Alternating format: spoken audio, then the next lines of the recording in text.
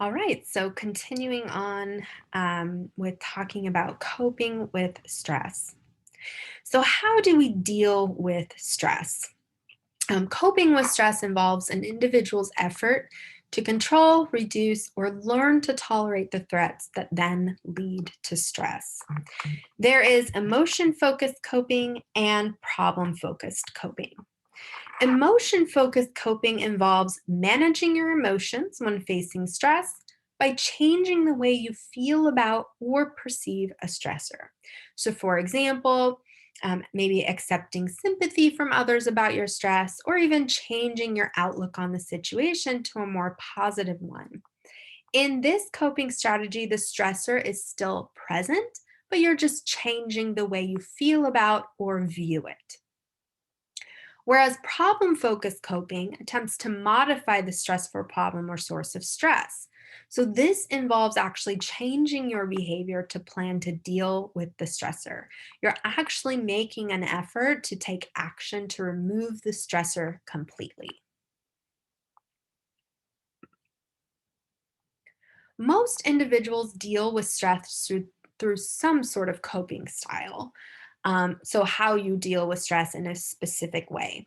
So, for example, you probably know or can think of a person who always responds to stressful events with some level of hysteria.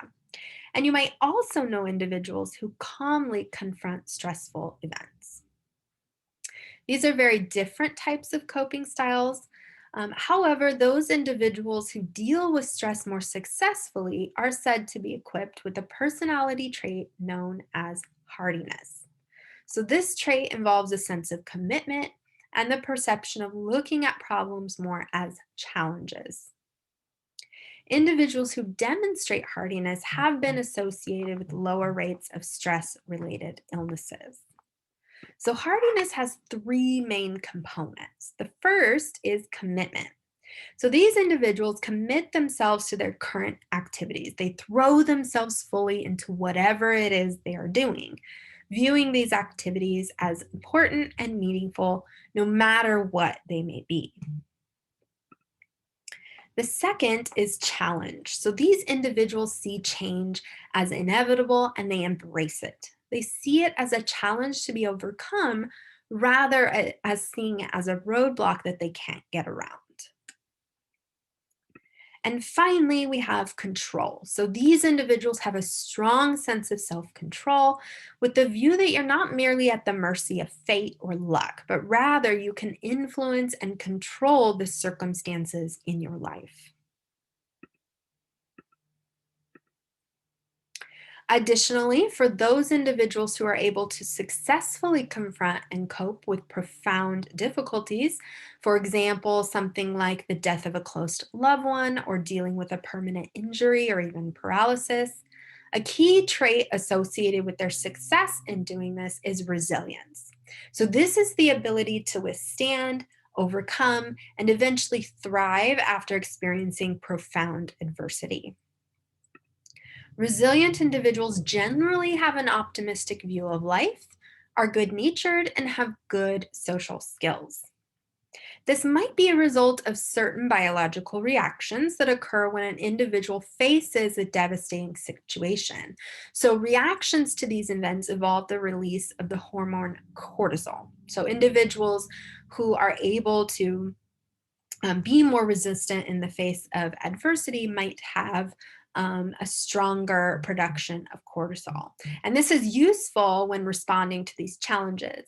However, this can still be harmful if cortisol is present for too long or too often, and can even result in physical changes such as rapid weight gain, muscle weakness, and others.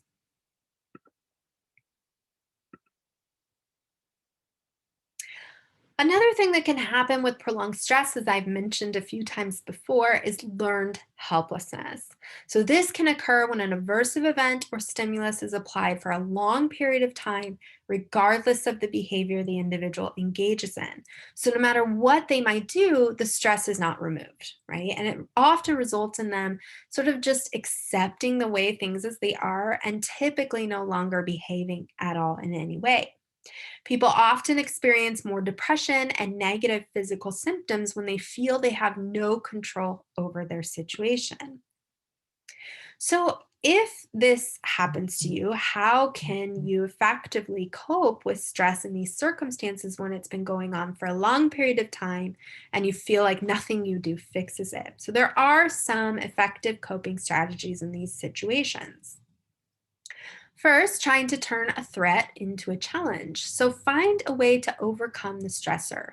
Look at it as something you can and will overcome rather than a roadblock you're unable to pass, right? So this might involve finding a way to remove the stressor altogether or simply changing the way you react to or view it. A second strategy is make a threatening situation less threatening.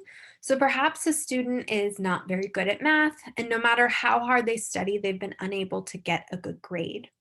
It might be time for other steps to make that situation seem less threatening or seem like a smaller challenge than it is. So perhaps getting a good tutor or establishing a strong study group, talking to the teacher about extra credit rather than looking at math as something that they will never be able to overcome, taking steps to make it sort of less scary, right, or less threatening. The third is to change your goals. So sometimes this is necessary to remove your stress, especially if you have goals that are really hard to reach or they're very large goals. Perhaps you need to break that goal up into smaller goals that can be achieved until you're able to reach the final larger goal. So if you experience some success with those smaller goals, you'll be more motivated to keep working towards the larger goal rather than feeling defeated all the time. The fourth strategy is to take direct action to alter your physiological reaction to stress. So, this can be done in a number of ways, whether it be through meditation or maybe perhaps exercise helps you cope, whatever it may be, take action. Change your behavior to then change your reaction to stress. The fifth is actually altering the situations that are likely to cause you stress.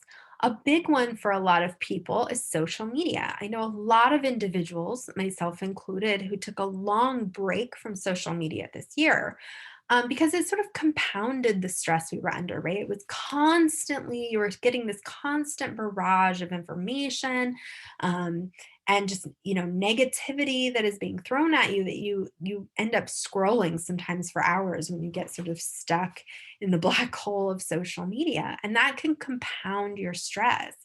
So sometimes you may need to change or even altogether remove any situations or even possibly some individuals in your life that are causing you stress. And finally, ask for help. This is an extremely important step to ask for help, to have a social support group to help you through those times when the stress is just too much to handle on your own. Having a strong social support group has been associated with better ability to cope with stress successfully and often results in lower stress levels. Other people who have dealt with similar situations can provide information for you, perhaps tips for coping, and just overall support when you're going through a really hard time. And that is the end of the lecture for chapter 11.